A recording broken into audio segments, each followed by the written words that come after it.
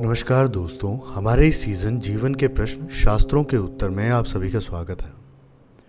क्या कभी ऐसा लगता है कि सब हमारे पास हैं पर मन के भीतर कोई खालीपन है, जैसे कोई अदृश्य दीवार खड़ी हो गई हो। घर में सब हैं, बातचीत भी होती है, पर फिर भी कोई समझता नहीं। ऐसा एक मौन अंतर्मन में बैठा रहता है। आज का जो प्रश्न है वह है, जब साथ होते हुए भी दूरी महसूस हो तो क्या करें। आइए इसका उत्तर खोजते हैं बृहदारण्यक उपनिषद में, भगवत गीता और तुलसीदास जी की वाणी में। कई बार हम शारीरिक रूप से एक दूसरे के पास होते हुए भी भावनात्मक रूप से बहुत दूर हो जाते हैं। रिश्ते बने रहते हैं लेकिन उनमें गहराई खो जाती है। बातें होती हैं पर संवाद नहीं होता। ये दूरी अचानक नहीं आती, यह धीरे धीरे अनकही बातों, दबी इच्छाओं और रूखेपन से बनती है। बृहदारण्यक उपनिषद के अध्याय 2 के ब्राह्मण 4 में 14th मंत्र आता है। आत्मा व अरे दृश्यः श्रोतव्यः मंतव्यः निधिध्यासत्व्यः। ऋषि याज्ञवल्क्य मैत्रेयी से यहाँ कहते हैं कि हे प्रिय, आत्मा को देखना चाहिए, सुनना चाहिए, मनन करना चाहिए और गहराई में ध्यान में लाना चाहिए।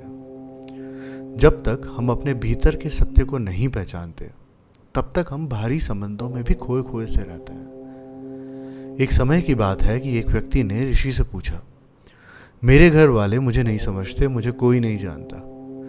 ऋषि ने कहा, क्या तुम स्वयं को जानते हो, अपनी इच्छाओं से परे, अपने नाम, अपने पद से परे। वह मौन रह गया। तब ऋषि ने कहा कि जो स्वयं से नहीं जुड़ पाते वह किसी से नहीं जुड़ सकते। भगवत गीता के अध्याय 6 में श्लोक 29वां आता है। सर्वभूतस्थमात्मानां सर्वभूतानि चात्मनि इक्षते योग युक्तात्मा सर्वत्र समदर्शनः। अर्थात यह श्लोक कहता है, जो योग मुक्त आत्मा है वह सभी प्राणियों में आत्मा को देखती है और आत्मा में भी सभी प्राणियों को। यह दृष्टि समता की, करुणा की और पहचान की है। जब हम सामने वाले को अलग नहीं मानते बल्कि उसी चेतना का रूप समझते हैं, तब संबंधों में भावनात्मक दूरी गलने लगती है। मैं अपने अनुभव से आपके साथ में एक कथा साझा करना चाहूँगा कि हम देखते हैं कि आजकल जब कई दंपति हैं जो दशकों से साथ रह रहे हैं, जब हम उनसे पूछते हैं like what's the secret behind there relation, तब वो कहते हैं कि हमने एक दूसरे को बदलने की कोशिश करना छोड़ दिया, तब जाकर सच्चा जुड़ाव हुआ। एंड यही एक प्रॉब्लम है जो हमें आजकल की रिलेशनशिप्स में मोस्टली मिलती है। जब कुछ समय के बाद में सबको ऐसा लगने लगता है कि अब वो अटैचमेंट नहीं है, वो अंडरस्टैंडिंग नहीं है, वो वाइब्स मैच नहीं कर रहा। इनफैक्ट तुलसीदास जी ने भी इस संदर्भ में कुछ कहा है कि प्रेम पंथ कठिन है, सजग रहना पड़ता है। यहाँ तुलसीदास का प्रेम केवल रोमांस नहीं बल्कि एक चेतन अवस्था है, जिसमें ध्यान, सहनशीलता और निरअहंकारिता चाहिए। जब राम वनवास जाते हैं, सीता कहती हैं, जहाँ आप हैं वहीं अयोध्या है। यह केवल साथ चलने की बात नहीं थी, यह भावनात्मक निकटता का प्रतीक था।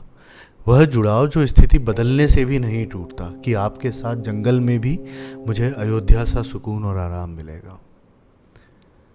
चलिए अब हम 3 मिनट की एक सुनवाई, एक निशर्त श्रवण करते हैं। रोज़ाना किसी अपने को बिना टोके, बिना मूल्यांकन के 3 मिनट आप ध्यान से सुनिए। सुनना प्रेम की सबसे पहली भाषा है, वहीं से संवाद का दीपक जलता है। दूसरे चरण पर आती है मंत्र साधना। यहाँ नारद भक्ति सूत्र से एक मंत्र आता है कि यह सर्वत्रान विस्नेहस्त तत्प्राप्य शुभाशुभम नाभिनंदति न द्वेष्टि तस्य प्रज्ञा प्रतिष्ठिता। अर्थात जो हर संबंध में मोह से परे रहकर करुणा बनाए रखता है, उसकी प्रज्ञा स्थिर होती है। दूरी को मिटाने का मार्ग यही है, अपेक्षा नहीं, समर्पण। तीसरे चरण पर आता है प्रेम यज्ञ। रोज एक कार्य बिना फल की इच्छा के सिर्फ इसलिए करें क्योंकि आपका प्रेम सजीव है, जैसे चुपचाप चाय बना देना या बिना कहे किसी को क्षमा कर देना। संबंधों में निकटता तब आती है जब हम सुनते हैं, महसूस करते हैं और अहंकार से परे जाकर संवाद करते हैं। सत्य यही है, जो व्यक्ति अपने भीतर एकत्व देखता है वह किसी से अलग नहीं रहता। ईशोपनिषद में छठे मंत्र में वर्णित है।